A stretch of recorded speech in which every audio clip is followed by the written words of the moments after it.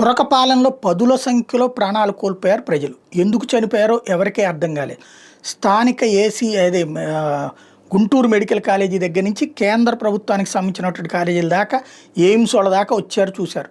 అనేక రకాల శాంపిల్స్ నీళ్లు దగ్గర నుంచి అనేకం తీసుకెళ్ళారు. ఇంతవరకు ఏంటనేది తెలియలేదు.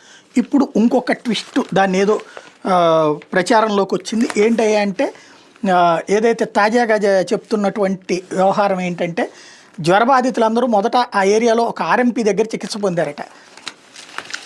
వీళ్ళకి సదరు ఆర్ఎంపీ కలుషిత శాలను లెక్కించడంతో పాటు శక్తివంతమైన యాంటీబయాటిక్ మందులు వాడినట్టు విచారణలో తేలిందట. ఆర్ఎంపీ దగ్గర చికిత్స పొందిన తర్వాత రోగుల ఆరోగ్య పరిస్థితి మరింత క్షీణించి ఆసుపత్రిలో చేరినట్టు పలు బాధిత కుటుంబాలు సభ్యులు వైద్య నిపుణులకు తెలిపారు. బాధితులు పలువురు మృతి చెందడంతో ఆర్ఎంపీ క్లినిక్లో జిల్లా వైద్య ఆరోగ్య శాఖ అధికారి డాక్టర్ విజయలక్ష్మి బుధవారం తనిఖీలు చేపట్టారు. ఈ క్రమంలో పలు శక్తివంతమైన యాంటీబయాటిక్ మందులను స్వాధీనం చేసుకుని క్లినిక్ని సీజ్ చేశారు. దీని మీద మరింత లోతుగా దర్యాప్తు చేస్తామని ప్రకటించారు.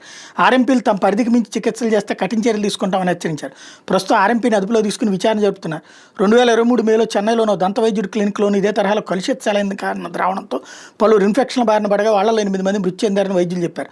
నెల్లూరులోని క్రిస్టియన్ మెడికల్ కాలేజీ నిపుణుల బృందం చేసిన దర్యాప్తులో ఆ 8 మంది న్యూరోమొలియోయిడోసిస్ మెదడుకు సోకే ఇన్ఫెక్షన్తో మృతి చెందినట్టు నిర్ధారించారు. పంటి నుంచి మెదడుకు ఇన్ఫెక్షన్ త్వరగా సోకడమే ఇందుకు కారణమని గుర్తించారు. దీంతో తురకపాలెం మరణాలకు కలుషిత శాలైన కారణం కావచ్చని అనుమానాలు వ్యక్తం అవుతున్నాయి అన్నటువంటి వార్తని హైలైట్ చేసింది ఆంధ్రజ్యోతి.